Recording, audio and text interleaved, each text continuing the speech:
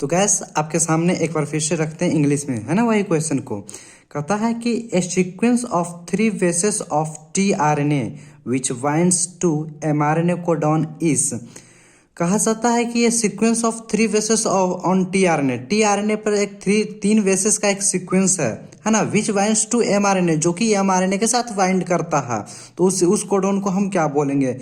चूंकि यहाँ पे tRNA पे और बाइंड किसके साथ करना है? mRNA पे करता है, अतः इसे हम कहते हैं एंटी कोडॉन।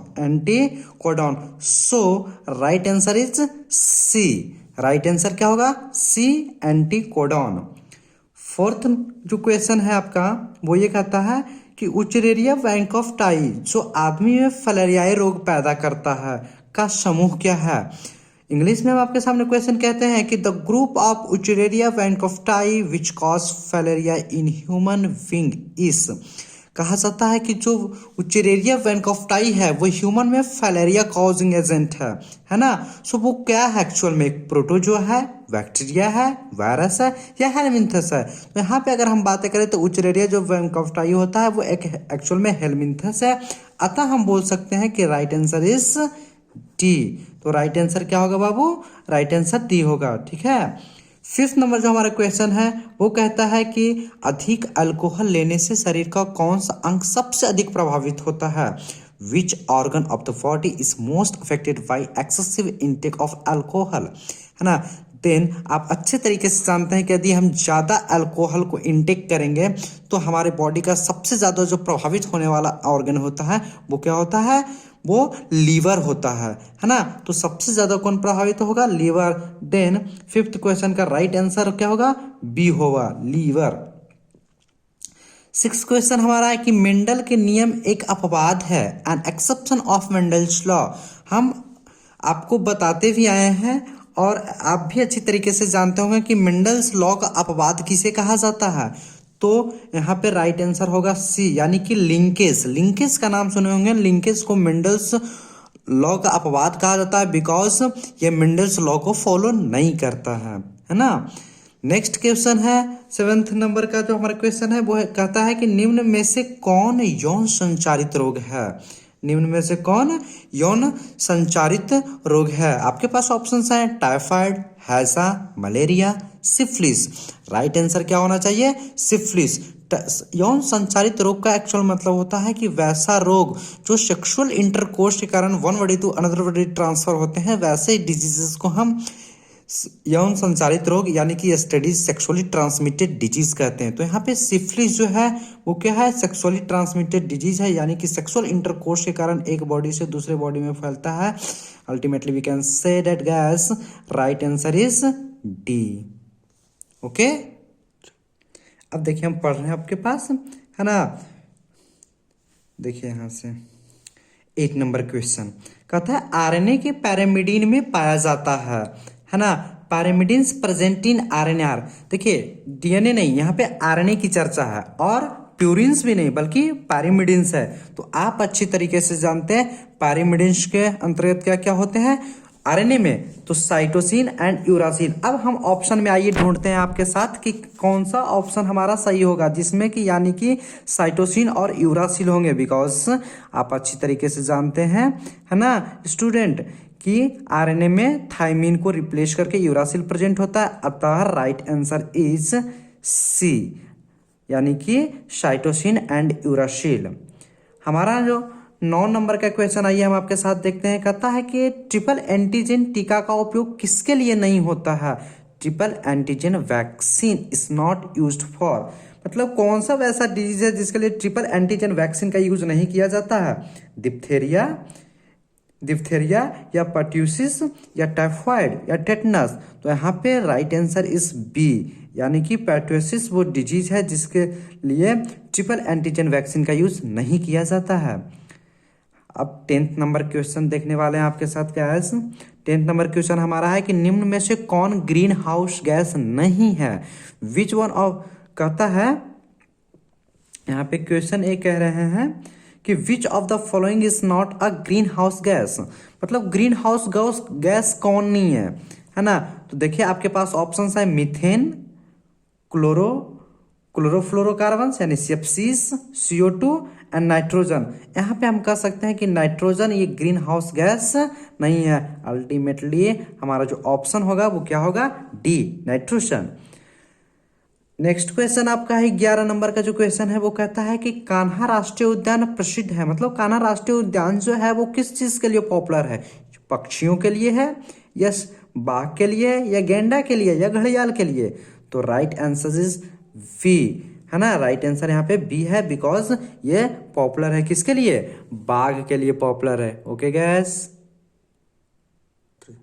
अब देखिए, अब हम देख रहे हैं 12 नंबर क्वेश्चन। ठीक है, कहता है निम्न में से कौन आहार श्रृंखला का क्रम सही है, मतलब कि कौन जो मतलब कि आहार श्रृंखला का जो क्रम लिखा हुआ है वो सही है। ध्यान से पढ़िएगा, ऑप्शन इंग्लिश में बोल देते हैं एक बार, which of the following is the correct food chain, है ना। तो पहला ऑप्शन आपके पास है घास, गेहूं और आम, है ना, बकरी, गाय और घास। अगला है घास, बकरी और शेर, घास, मछली और बकरी। कहता है इसमें से कौन आहार श्रृंखला का क्रम सही है, सीक्वेंस देखिए कौन सही है। क्या घास को गेहूं खाएगी और गेहूं को आम, ये सही है? नहीं, मुझे तो नहीं लगता गैस। सेकेंड बी में देखिए लिखा हुआ है कि बकरी, गाय, घास। क्या बकरी को गाय खाएगी और गाय को घास, है ऐसा?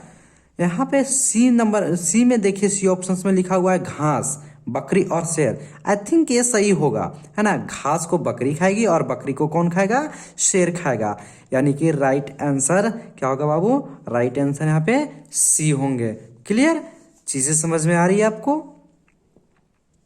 देखो गैस, अगर कोई डाउट हो तो आप कमेंट कर सकते हैं, यहाँ पे डिस्क्रिप्शन में जाके मेरा व्हाट्सअप नंबर है, कॉलिंग नंबर है, वहाँ पे आप डाल सकते हो, मुझे सेंड कर सकते हो, है ना, फॉर मोर इन्फॉर्मेशन।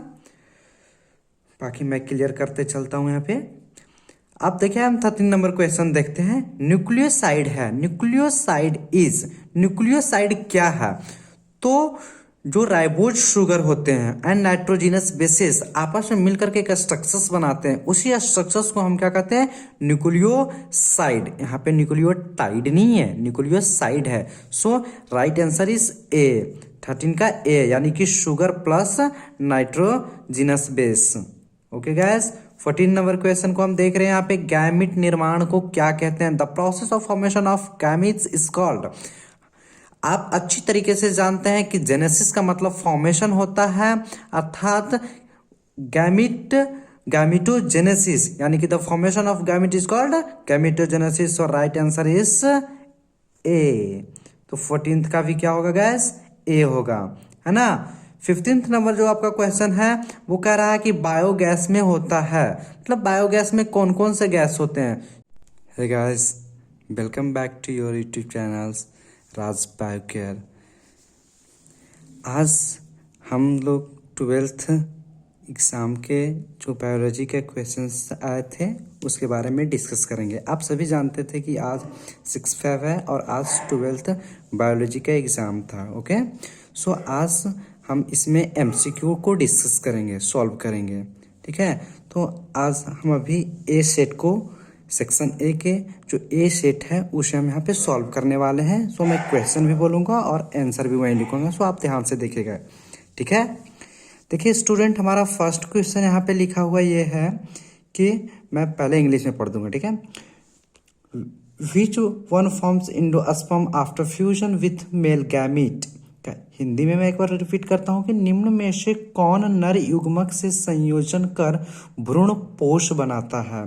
ठीक है, अगर यहाँ पे बातें आए तो हम कहते हैं कि ये पूछ रहा है कि वो कौन सा मतलब कि स्ट्रक्चर है जो मेल गैमिट के साथ फ्यूज कर करके इंडोस्पर्म का निर्माण करता है।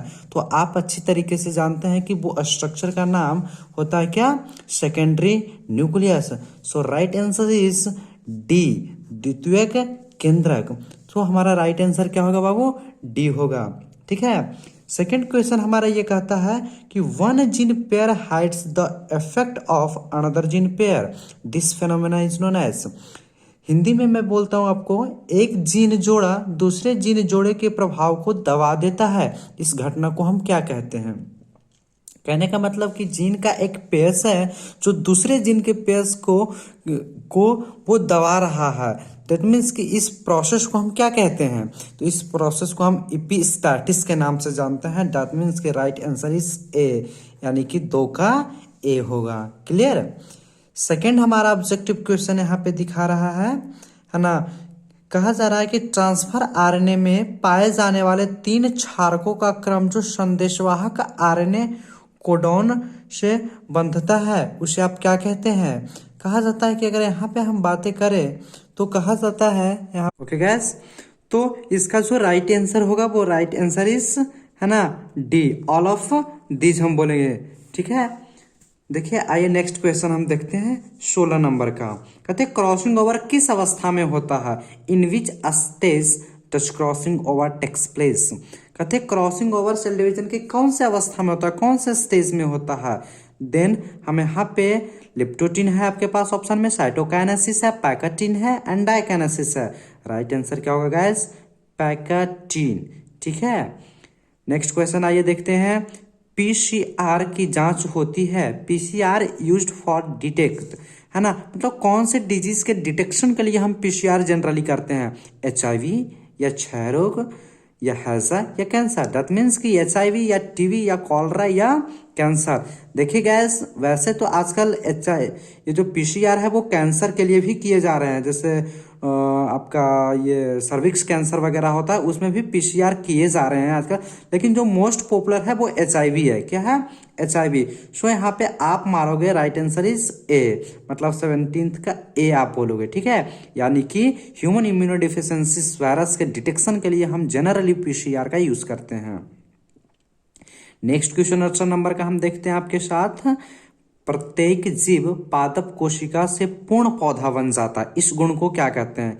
Every living cell of plant can give rise to the whole plant, this property is known as. मतलब प्लांट के अगर कोई एक सिंगल सेल से है ना, सिंगल टिश्यू से अगर होल प्लांट का निर्माण होता है तब इस प्रोसेस को आप क्या बोलते हैं। तो आप अच्छी तरीके से जानते हैं इस प्रोसेस को हम टोटिपोटेंसिव कहते हैं, अर्थात हमारा सही जो आंसर होगा वो क्या होगा, सी। सही आंसर क्या होगा गैस, सी। ठीक है, आइए नेक्स्ट क्वेश्चन हम देखते हैं। कहता है आवृतबीजी पौधे के भ्रूणपोष में गुणसूत्रों की सूत्र गुणता क्या है ना। कहा जाता है कि एंजियोस्पर्मिक जो प्लांट्स होते हैं उसके जो इंडोस्पर्म होते हैं उसमें कितने कितने होते हैं, वो कौन सा, मतलब कि उसमें पोलाइडी की बात की जा रहा है ना, तो यानी कि वो n होता या 2n होता या 3n होता। तो आप अच्छी तरीके से जानते होंगे कि सेकेंडरी न्यूक्लियस का निर्माण कैसे होता है। तो 2 पोलर न्यूक्लियाई के फ्यूजन से सेकेंडरी न्यूक्लियस का निर्माण होता है, अल्टीमेटली सेकेंडरी यानी n पोलर न्यूक्लियाई होता है। सो 2 पोलर न्यूक्लियाई मिले तो सेकेंडरी न्यूक्लियस क्या हो जाएगा, 2n हो जाएगा। और सेकेंडरी न्यूक्लियस से कौन जाके फ्यूज करता है बाबू, दूसरा मेल गैमेट फ्यूज करता है, जिससे क्या बनता है, endosperm. Ultimately we can say that right answer is C, यानी कि जो इंडोस्पर्म होगा वो क्या हो जाएगा, वो हो जाएगा 3n। ठीक है, देखिए अब हम देख रहे हैं कि 20 नंबर क्वेश्चन। ठीक है, 20 नंबर क्वेश्चन में आइए पढ़ता हूं आपके सामने। जब संतति की उत्पत्ति एकल जनक द्वारा होती है तब यह कहलाता है। दैट मीन्स कि when of springs is found by single parent it is called S. जब कोई भी ऑफ स्प्रिंग्स का निर्माण एक ही पेरेंट्स द्वारा होता है तब उसे आप क्या कहते हैं, है ना। तो आप जानते हैं कि एसेक्सुअल रिप्रोडक्शन में ही सिंगल पेरेंट शामिल होते हैं। Then right answer is B. ये क्वेश्चन तो आप सभी लोगों ने बनाया होगा बड़े आसानी तरीके से, है ना, क्योंकि हम 8 क्लास से ही ये चीजें पढ़ते आ रहे हैं। देखिए 21 नंबर क्वेश्चन आपके सामने रखता हूँ। मानव युग्मकों में गुणसूत्र की कितनी संख्या होती है। मानव सेल नहीं, युग्मक। इंग्लिश में पढ़ता हूँ, क्लियर हो जाएगी चीजें। What is the number of chromosomes present in human gamete. So आप अच्छी तरीके से जानते गाइस कि गैमिट हमेशा क्या होते हैं, हैप्लॉइड होते हैं। दैट मीन्स कि 23, यानी कि राइट आंसर क्या होंगे, बी होंगे। 21 का भी राइट आंसर क्या होगा, बी ही होगा। 22 देखिए, किस फल में बीज चोल खाया जाता है। Aryl is edible in which of the following fruits, किस फल का एरिल खाया जाता है। एरिल क्या होता है, इसके पहले हम आपको थोड़ा सा हिंट दे दें कि ओव्यूल के बाहर प्राय 2 सतहों की दीवारें पाई जाती है, बट कुछ कुछ में तीसरी सतह की भी दीवारें पाई जाती है, जिसे हम क्या कहते हैं, एरिल कहते हैं। और वो लीची में, यानी कि 22 का भी राइट आंसर क्या होगा गैस, बी ही होगा। ठीक है, तो यहाँ पे आप ध्यान रखिएगा 20, 21 एंड 22 तीनों का जो राइट आंसर होगा वो बी होगा। क्लियर। देखिए 23 देखते हैं, 23 नंबर का क्वेश्चन देखते हैं। SO2 प्रदूषक का सूचक है ना। सल्फर डाइऑक्साइड की यहाँ बातें की जा रही है, वो किसका सूचक है ना, तो लाइकेंस। यहाँ पे राइट आंसर भी क्या होगा, इसका भी होगा बी। ठीक है गैस, हम देखते हैं आपके साथ आगे क्वेश्चन, और ये रहा आपका अगला क्वेश्चन।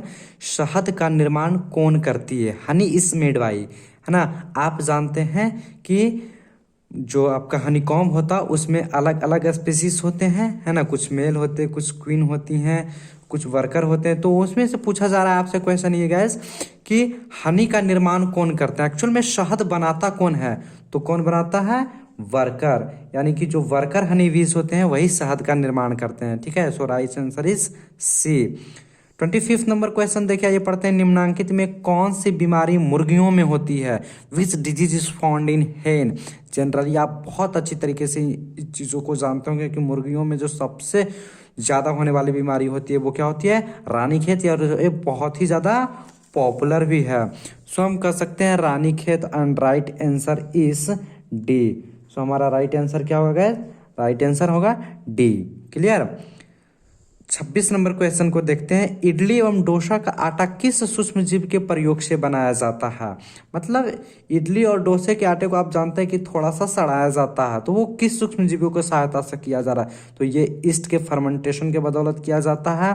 तो इंग्लिश में आपके सामने क्वेश्चन रखता हूँ। The floor of idli and dosa is made by the use of which microbes, किस माइक्रोब्स का यूज करके हम इडली और डोसा बनाते हैं। सो राइट आंसर यहाँ पे क्या होगा, डी होगा, यानी कि ईस्ट, यानी ईस्ट का प्रयोग कर करके हम ये चीजें करते हैं।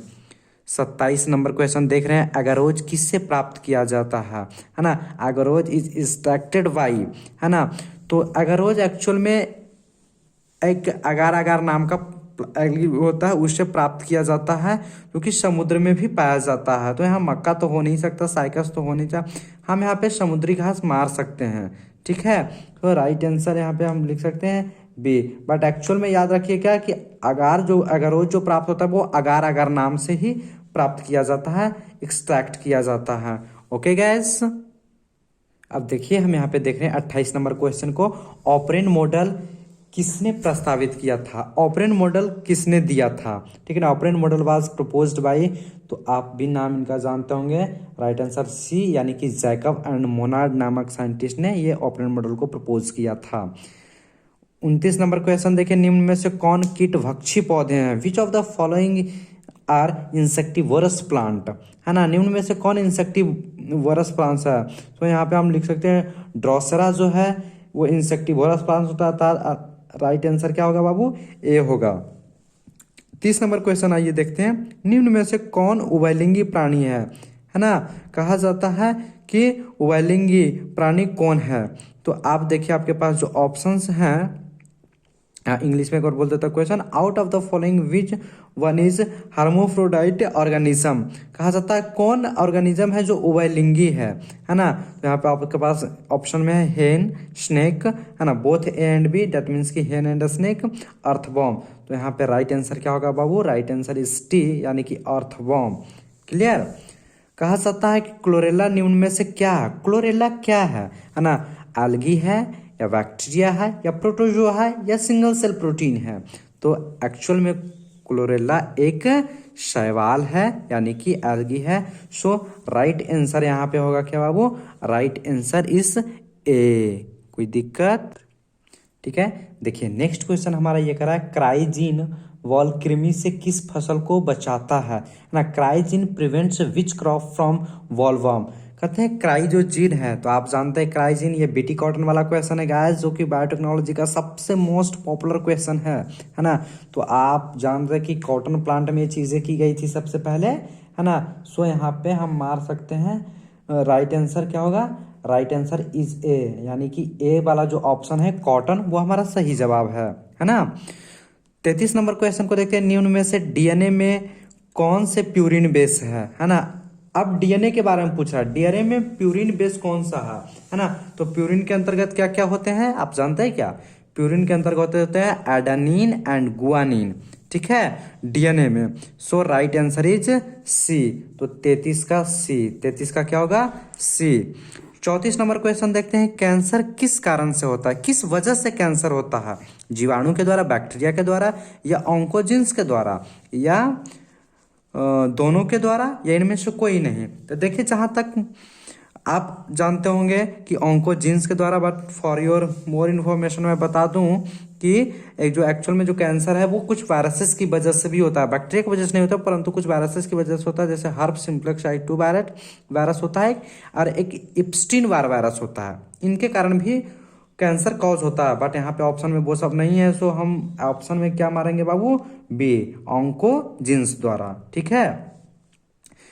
35 नंबर क्वेश्चन देखिए, 35 नंबर क्वेश्चन, सूक्ष्म प्रजनन में क्या संभव है, सूक्ष्म प्रजनन में क्या संभव है, ये हमारा क्वेश्चन है, ठीक है। तो ऑप्शन आपके पास है अलैंगिक प्रजनन, लैंगिक प्रजनन, ए एंड बी दोनों, है ना, इनमें से कोई नहीं, ठीक है। तो आप यहाँ पे क्या मार सकते हैं, अलैंगिक जनन, यानी कि right answer is A, right answer यहाँ पे क्या होगा बाबू, ए। अब देखिए यहाँ पे अगला क्वेश्चन आपके पास 36 नंबर, यानी कि 36 नंबर क्वेश्चन को हम देख रहे हैं, ऑपरेंट मॉडल क्या प्रदर्शित करता है, what does operon model represent, operon model किस चीज को रिप्रेजेंट करता है, तो जीन सिंथेसिस को, या जीन एक्सप्रेशन को, या जीन रेगुलेशन को, या जीन फंक्शन को। ये जो ऑपरेंट मॉडल है जो जैकब और मोनाइड के द्वारा दिया गया था, पिछले क्वेश्चन में डिस्कस भी की इन चीजों पे हम, है ना। सो राइट आंसर इज सी, यानी कि ये जीन रेगुलेशन को शो करता है, किसको शो करता है, जीन रेगुलेशन, या 36 का सी। 37 को देखिए आप, है ना, thalamus is edible part of which of the following, निम्न में से किसका पुष्पासन खाया जाता है, so right answer is B, यानी कि सेव, सेव का ये हम लोग क्या करते हैं, पुष्पासन खाते हैं। क्लियर गैस, यहां तक कोई दिक्कत तो बोलिए। तो 37 का सही जवाब क्या होगा बाबू, बी होगा, यानी कि सेव, ठीक है। 38 नंबर में आइए देखते हैं, कहा जाता है डीएनए निम्न में से किसका अनुवांशिक पदार्थ है, DNA is genetic material of, है ना, टीएमबी वायरस, दैट मीन्स की टोबैको मोजाइक वायरस, बैक्टीरियोफाज, है ना, both A and B, none of this. तो देखिए जहां तक कि बैक्टीरियोफाज के बारे में है, तो कुछ कुछ बैक्टीरियोफाज का जो होता है, जैसे बैक्टीरियोफाज में डिफरेंट होते हैं, लैम्डा बैक्टीरियोफाज वगैरह, तो कुछ कुछ बैक्टीरियोफाज का जो जेनेटिक मटेरियल होता है वो डीएनए होता है, कुछ का आरएनए भी हो सकता है, ठीक है ना। तो यहाँ पे हम ये मार देते हैं टीएमबी एंड बैक्टीरियोफाज, यानी कि सी मारते हैं बोथ, यानी राइट आंसर क्या होगा, सी होगा। 39 नंबर क्वेश्चन को देखिएगा, पारिस्थितिकी तंत्र की आहार श्रृंखला में ऊर्जा का प्रवाह होता है ना, जो इकोसिस्टम है उसमें ऊर्जा का जो प्रवाह होता है, एनर्जी का जो फ्लो होता है वो कैसे होता है, तो पारिस्थितिकी तंत्र के, यानी कि आहार श्रृंखला में, फूड चेन में जो एनर्जी का फ्लो होता है वो यूनिडायरेक्शनल होता है, ultimately we can say that guess right answer is A, यानी कि एक दिशीय, एक ही दिशा में यूनिडायरेक्शनल यहाँ पे एनर्जी का फ्लो होगा, है ना, फूड चेन में। आइए 40 नंबर क्वेश्चन को देख रहे हैं, ठीक है ना, निम्न में से कौन एक जैविक खाद नहीं है ना, which of the following is not a biofertiliser, है ना। देखिए बायो फर्टिलाइजर कौन नहीं है, एजोटोबैक्टर, बैसिलस थ्रिंजेंसिस, अजोला, है ना, एंड क्लॉस्ट्रिडियम। तो कहा जाता है यहाँ पे बैसिलस थ्रिंजेंसिस होगा, यानी कि बैसिलस थ्रिंजेंसिस जिसका इस्तेमाल बीटी कॉटन में किया गया था, तो बैसिलस थ्रिंजेंसिस बायो फर्टिलाइजर नहीं है। सो 40 का सही जवाब होना चाहिए, सही ऑप्शन हमारा क्या होगा, बैसिलस थ्रिंजेंसिस, यानी कि ultimately we can say that right answer is B. 41 question को देखते हैं, 41 नंबर को। 41 नंबर क्वेश्चन हम देख रहे हैं, क्षय रोग का संक्रमण मुख्यतः किसके द्वारा होता है ना, जल के द्वारा, हवा के द्वारा, कीट के द्वारा, या संपर्क के द्वारा। ट्यूबरक्लोसिस इज ट्रांसमिटेड बाई, है ना, वाटर, एयर, इंसेक्ट, या कॉन्टैक्ट। तो कहा जाता है कि जो ट्यूबरक्लोसिस पेशेंट होते हैं उनके साथ अगर हम सामने उनके बैठ के बातें करें तो उनके जो बातें करने के जो ड्यूरेशन में जो वाटर ड्रॉपलेट्स रिलीज होते हैं वो वाटर ड्रॉपलेट्स एयर्स में होते हैं, है ना, और उसके द्वारा इन्फेक्शन हो सकती है। सो यहाँ पे राइट आंसर क्या होना चाहिए? राइट आंसर यहाँ पे हो जाएगा बी, यानी 41 का भी बी, है ना। 42 देखिए, जैव रिएक्टर अनुकूलतम परिस्थिति में क्या निर्माण करता है? बायो रिएक्टर इन ऑप्टिमम कंडीशंस प्रोड्यूस, है ना। ऑप्टिमल जब कंडीशन होता है बायोरिएक्टर में तो क्या वो प्रोड्यूस करता है? एग्जैक्टली जाहिर से बात है वो क्या, ऑप्टिमम जब टेम्परेचर, उसे ऑप्टिमम टेम्परेचर, ऑप्टिमम पीएच, जब सारी चीजें आप दीजिएगा तो वो एक प्रोडक्ट बनाएगा। सो 42 का राइट आंसर होना चाहिए ए, यानी right answer of 42 number question will be A, है ना। 43 को देखिए, 43 नंबर को हम देख रहे हैं, ऋतुस्राव चक्र में किसमें होता है? दैट मीन्स कि मेंस्ट्रुअल साइकिल किसमें होता है? मनुष्य में, बंदर में, चिंपैंजी में, इन सभी में। देखिए ह्यूमंस में तो आप जानते ही हैं, चिंपैंजी में भी होता है एंड इवन बंदर में भी होता है। So right answer is T, यानी कि 43 का राइट आंसर क्या होगा बाबू? देखिए अब हम 44 नंबर क्वेश्चन को देख रहे हैं, द्विखंडन किसमें पाया जाता है ना। Binary fusion occurs in amoeba, paramecium की दोनों में या इनमें से कोई नहीं। तो आप जानते हैं बाइनरी फ्यूजन के बारे में, राइट आंसर इज सी, 44 का सी, क्योंकि दोनों में होता है अमीबा और पैरामीशियम में। 45 नंबर देखिए, डीएनए अणु में साइटोसिन 18% है, तो एडेनिन का प्रतिशत क्या होगा? देखिए हम आपको दिखाते हैं कि अगर साइटोसिन 18% दिया हो गया है देन एडेनिन कितना होगा। ओके, सो देखिए यहाँ पर कहता है कि एडेनिन कितना परसेंट है? 18% है ना। तो आप जानते हैं कि किसी भी डीएनए में जितना एडेनिन होगा, है ना, सॉरी यहाँ पे साइटोसिन की बातें हो रही है ना, तो किसी भी डीएनए में जितना साइटोसिन होगा उतना ही क्या होगा? गुआनिन, क्योंकि चारगाप्स रूल जानते हैं आप कि जितना साइटोसिन होता है उतना, क्योंकि साइटोसिन ऑलवेज बाइंड्स विथ, है ना, guanine and adenine always bind with ATP T. तो जितना एडेनिन होगा उतना ही थाइमिन होगा और जितना गुआनिन होगा उतना ही क्या होगा? साइटोसिन होगा। तो यहाँ पे दिया हुआ है कि अगर C इज इक्वल टू 18%, मैंने साइटोसिन 18% है, डेट मीन्स अल्टीमेटली आप क्या कर सकते हो कि गुआनिन भी कितना होगा? 18% होगा। सो हम लिखे A प्लस टी, है ना, A plus T plus C plus G is equal to 100% DNA बन जाता है ना। यानी 100% ऑफ डीएनए में क्या क्या शामिल होता है? एडेनिन भी होता है, थाइमिन भी होता है, साइटोसिन और गुआनिन, जिसमें से A plus T plus cytosine के जगह पे आप 18% है तो 18 लिख दीजिए, चूंकि जितना साइटोसिन उतना ही गुआनिन, तो उसकी जगह भी 18 लिख दीजिए, इक्वल टू 100। तो आप जितना ए होगा उतना ही क्या होगा? टी, तो टी को हम ए लिख सकते कि नहीं लिख सकते? लिख सकते। सो ए प्लस ए, है ना, प्लस 36 इज इक्वल टू 100। तो कहा जाता है कि यहाँ पे इधर देखिए हम कहते हैं A plus A, 2a is equal to 36, इधर गया तो माइनस में चला जाए तो 36, 100 माइनस 36 हो जाएगा। यहाँ पे हम लिख सकते हैं 100 माइनस 36, तो 100 में 36 जाएगा तो कितना होता है? 64 बचेगा। तो 2a बराबर 64। अगर हम पूछे a बराबर तो 64, तो इधर डिवाइड में चला जाएगा, यानी कि 32, यानी कि राइट आंसर क्या होगा? 32। तो आप अपने आंसर में देख सकते हैं गाइस कि राइट आंसर क्या होगा। सो राइट आंसर इसका क्या होगा? 32। ओके, तो 45 का हम यहाँ पे लिख देते हैं आपका क्या? डी, यानी कि 32। कहा जाता है कि विडाल परीक्षण किसकी पुष्टि के लिए किया जाता है? Widal test is done for, सब जानता है विडाल टेस्ट हम लोग किसके लिए करते हैं? टाइफाइड के लिए करते हैं, यानी कि right answer is B. 47 number question को देखिए, HIV निम्न में से किस कोशिका पर आक्रमण करता है? ये बड़ा अच्छा सवाल है। HIV जो होते हैं ह्यूमन इम्यूनोडिफिशियेंसी वायरस, वो किस सेल पे अटैक करता है? तो ये आप जानते हैं कि TH सेल पे अटैक करता है, T हेल्पर सेल पे अटैक करता है। So right answer is D. Right answer क्या है बाबू? डी है। ओके, नेक्स्ट क्वेश्चन 48 नंबर देखिए, 48 नंबर देखिए, ऐसे पदार्थ जिनके प्रति रक्षा अनुक्रिया होती है उन्हें कहते हैं the substances to which an immune responses is produced are called. वैसा कौन सा सबस्टांस होता है जो इम्यून रिस्पॉन्सेस को प्रोड्यूस करता है ना, करवाता है, तो वो क्या होता है, उस सबस्टांस को हम कहते हैं एंटीजन। सो राइट आंसर क्या होना चाहिए बाबू, राइट आंसर होगा डी, यानी 48 का डी। ठीक है। 49 नंबर देखिए, एलर्जी के कारण निकलने वाला रसायन, chemicals released due to allergy is, मतलब एलर्जी में कौन सा केमिकल जनरली रिलीज होता है, तो एलर्जी में जो जनरली सबसे ज्यादा रिलीज होने वाला केमिकल होता है वो हिस्टामीन होता है। वैसे तो ब्रैडिकानिन होता है लेकिन यहाँ पे ऑप्शन में नहीं है। ठीक है, हिस्टामिन और ब्रैडिकानिन दोनों सीक्रेट होता है। सो राइट आंसर इज ए। 49 का हम क्या मारेंगे बाबू, 49 का ए। ठीक है, हिस्टामिन। 50 नंबर को देखिए, निम्न में से कौन विषाणु से होने वाली बीमारी नहीं है, which of the following is not a viral disease, mumps, influenza, diphtheria, measles. आप जानते हैं कि मम्स भी वायरस से होते हैं, इन्फ्लुएंजा भी वायरल डिजीज है, मिसल्स भी वायरल डिजीज है, अर्थात right answer will be T. So सही जवाब क्या होगा, सी होगा। और 50 का हम यहाँ पे बोलेंगे सी, यानी कि डिप्थेरिया। 50 का क्या होगा बाबू, सी होगा, यानी कि डिप्थेरिया। 51 नंबर क्वेश्चन देखिए इधर आप। ठीक है, कहा जाता है निम्नलिखित में से कौन पशुपालन में सम्मिलित नहीं है ना, मधुमक्खी पालन, कुक्कुट पालन, मत्स्यिकी या कार्बनिक खेती। कार्बनिक खेती यानी कि ऑर्गेनिक खेती, यानी कि 51 का राइट आंसर डी, यानी कि कार्बनिक खेती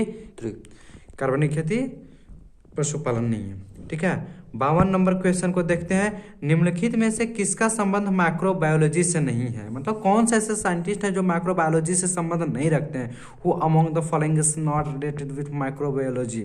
ठीक है, Louis Pasteur, JD Watson, Stephen Hales, Robert Koch. तो यहाँ पे अगर बातें करें तो जेडी वाटसन का माइक्रोबायोलॉजी से कोई संबंध नहीं होता है ना, इन्होंने डीएनए के बारे में बताया। सो राइट आंसर क्या होगा, बी होगा। ठीक है। 53 नंबर क्वेश्चन को देखिए, एंटीकोडॉन्स किस में पाए जाते हैं, है ना, तो anticodons are found in tRNA. So right answer will be B. तो हम बोल सकते हैं कि 53 का भी क्या होगा, बी। 54 को देखिए, मेंडल ने प्रतिपादित किया था, मेंडल्स प्रपोज्ड बाय, है ना, लॉ ऑफ इनहेरिटेंस या लॉ ऑफ लिंकेज, है ना, तो आप सब जानते हैं गैस कि लॉ ऑफ इनहेरिटेंस, यानी कि यहाँ भी 54 नंबर जो क्वेश्चन है उसका भी जो राइट आंसर होगा वो क्या होगा, बी होगा। ठीक है। नेक्स्ट हम आपके साथ देखने वाले हैं पृथक्करण के सिद्धांत को। तो कहा जाता है कि पृथक्करण के सिद्धांत को और क्या कहते हैं, इसका दूसरा नाम क्या है, यानी कि law of segregation is also known as.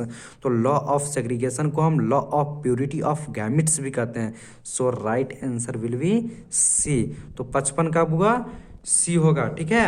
56 को देखिए, 56 नंबर को, नई प्रजातियों के निर्माण का महत्वपूर्ण कारक है, which of the following factors is important in the formation of new species, यानी कि स्पेसिएशन के लिए कौन सा इंपॉर्टेंट फैक्टर है। सो कंपटीशन, म्यूटेशन, आइसोलेशन या continuous variation. Continuous variation. So ultimately we can say that right answer will be D, यानी कि 56 का डी। 57 देखिए, रिस्ट्रिक्शन एंजाइम है, रिस्ट्रिक्शन एंजाइम्स आर एक्सोन्यूक्लियस या इंडोन्यूक्लियस या लाइगेज या पॉलीमरेज। तो right answer will be B, यानी कि इंडोन्यूक्लियस। 58 नंबर क्वेश्चन देखिए, राष्ट्रीय उद्यान में सुरक्षा प्रदान की जाती है, फ्लोरा की या फौना की या पारिस्थितिकी तंत्र की, है ना, तो अगर हम इसकी बात करें तो यहाँ पे किसकी किया जाता है, यहाँ पे हम तो अगर बात करें फ्लोरा और फौना की, ठीक है, तो कहा जाता है कि पारिस्थितिकी तंत्र की ही ख्याल किया जाता है, लेकिन यहाँ पे हमारा राइट आंसर मारना होगा,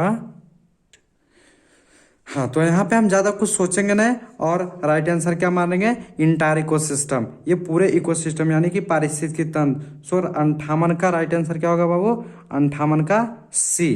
ठीक है। और आइए अब हम दोनों का अगला क्वेश्चन क्या है, कहता है कि secondary productivity is related to, द्वितीयक उत्पादकता किससे संबंधित है। तो द्वितीयक उत्पादकता हर्बीवोरस से संबंधित है, यानी कि 59 का बी हम मारेंगे। ठीक है, पास्चुराइजेशन में गर्म करते हैं। पास्चुराइजेशन एक टेक्निक है, यानी कि पास्चुराइजेशन इज हीटिंग अप। उसमें क्या करते हैं, देखिए जनरली मोस्ट पॉपुलर जो है केवल दूध का करते हैं, वैसे अदर जो भी लिक्विड फूड होते हैं उसका भी हम करते हैं, लेकिन मोस्ट पॉपुलर क्या है, ये मिल्क के लिए ही किया जाता है। ठीक है ना, 71 डिग्री सेंटीग्रेड पे। सो हम यहाँ पे राइट आंसर क्या मारेंगे, ए ही मारते हैं। ठीक है, क्योंकि दूध के लिए मेनली किया जाता है, बट आजकल कुछ कुछ लिक्विड अदर फूड के लिए भी किया जाने लगा है ना, बट फिर भी मिल्क स्पेशली है। 61 नंबर क्वेश्चन को देखते हैं, कहते हैं पार्ग भित्ति होती है। The ball of pollen grains is, pollen grain के बाहर कितने लेयर की दीवारें पाई जाती है, तो पॉलन ग्रेन के बाहर 2 लेयर की दीवारें पाई जाती है, जिसके आउटर लेयर को एक्साइन कहते हैं, जबकि इंटरनल लेयर को इंटाइन कहते हैं। सो यहाँ पे देखिए कहीं है ऑप्शन, तो बी में लिखा हुआ है, तो 61 का क्या मारेंगे, बी मारेंगे। 62 नंबर देखिए, 62, टी लिम्फोसाइट उत्पन्न होता है। टी लिम्फोसाइट ऑरिजिनेट फ्रॉम, है ना, टी लिम्फोसाइट कहाँ से उत्पन्न होता है, तो हम जानते हैं और आप भी जानिए कि T lymphocyte originate from bone marrow but mature in thymus. So mature के बारे में नहीं पूछ रहा है, ओरिजिनेशन के बारे में पूछ रहा है, तो हम इसका ओरिजिन बताएंगे क्या, bone marrow. So right answer will be A, यानी कि बोन मैरो। अगला क्वेश्चन हम 63 नंबर को देखेंगे। 63 नंबर हमारा क्या, इको आर1 इंजाइम का स्रोत है ना। इको आर1 मतलब source of Eco R one enzyme is, Eco R one enzyme को कहाँ से निकाला गया है ना, तो इसको निकाला गया बाबू इस्चेरेसिया कोलाई नाम का एक बैक्टीरिया होता है, इस्चेरेसिया कोलाई, वहीं से आइसोलेट किया, एक्सट्रैक्ट किया गया है इसको। So right answer will be B. Okay, 64 number को देखते हैं, कहा जाता है एकिडना क्या है ना, तो कहता है यह एक कनेक्टिव लिंक है। क्या है, कनेक्टिव लिंक है ना। सो राइट आंसर विल बी ए, 64 का ए। 65 को देखिए, डोडो, तो डोडो एक्चुअल में विलुप्त हो चुका है ना, तो एक्सटिंक्ट स्पेसीज में मांगे। सो right answer will be A, यानी कि 65 का भी क्या होगा बाबू, ए होगा। 66 को देखिए, निम्न में से कौन द्विगुणित संरचना है, which of the following is a diploid structures. आपके पास जो दिया गया इसमें से कौन सा डिप्लॉयड है, डिप्लॉयड समझ रहे हैं ना, कि उसमें क्रोमोसोम 2 सेट में है ना, तो कौन है, चूंकि गैमिट हैप्लॉयड होते हैं और 2 गैमिट के मिलने से क्या बनता, जाइगोट बनता। सो जाइगोट डिप्लॉयड, यानी कि राइट आंसर विल बी क्या होगा, सी। यहाँ पे राइट आंसर क्या आप मारेंगे, सी मार दीजिएगा। ठीक है, 67 नंबर क्वेश्चन को देखते हैं, निम्न में से कौन पौधा जलोद्भिद है ना, माने विच one is hydrophytic plant. Hydrophytic plant क्या है, डेट मीन्स कि जो पानी में पाया जा रहा है, ट्रैपा, अपुंसिया, डलवजिया, अकेसिया, है ना। तो ट्रैपा यानी कि सिंघाड़ा को आप जानते हैं कि पानी में पाया जाता है। So right answer will be A. 68 number को देखिए, सर्टोली सेल्स कहाँ पाया जाता है, Sertoli cells are found in, तो सर्टोली सेल्स किसमें पाया जाता है बाबू, सर्टोली सेल्स पाया जाता है टेस्टिस में, है ना, ह्यूमन मेल टेस्टिस में। तो right answer will be A, यानी वृषण में, यानी कि 68 का ए। 69 नंबर क्वेश्चन देखिए, मनुष्य पुरुष में गुणसूत्रों की संख्या, number of chromosome in human wings, मैंने मेल में बता रहा है ना, तो मेल में क्या होता है, 44 ऑटोजोम होते हैं, यानी 44 प्लस XY, तो वो देखिए है बी में, right answer will be B, यानी 69 का B. 17 number and last question देखते हैं, गेंडा अभ्यारण्य किस राज्य में है, rhino sanctuary is located in which state, then हमारा नाम क्या आएगा, so right answer will be A, और A for Assam. So thank you guys, आज का वीडियो हम यहीं पे समाप्त करते हैं। फॉर मोर डिटेल्स हमारे डिस्क्रिप्शन में जाइए, हमारा व्हाट्सअप नंबर है, कोई कन्फ्यूज़न हो आप व्हाट्सअप करें, एनी टाइम आपको कभी रिप्लाई दिया जाएगा, है ना। उसके बाद अगर वीडियो अच्छा लगा होगा तो प्लीज़ हमारे चैनल राज बायोकेयर को लाइक एंड सब्सक्राइब कर दें। Thank you.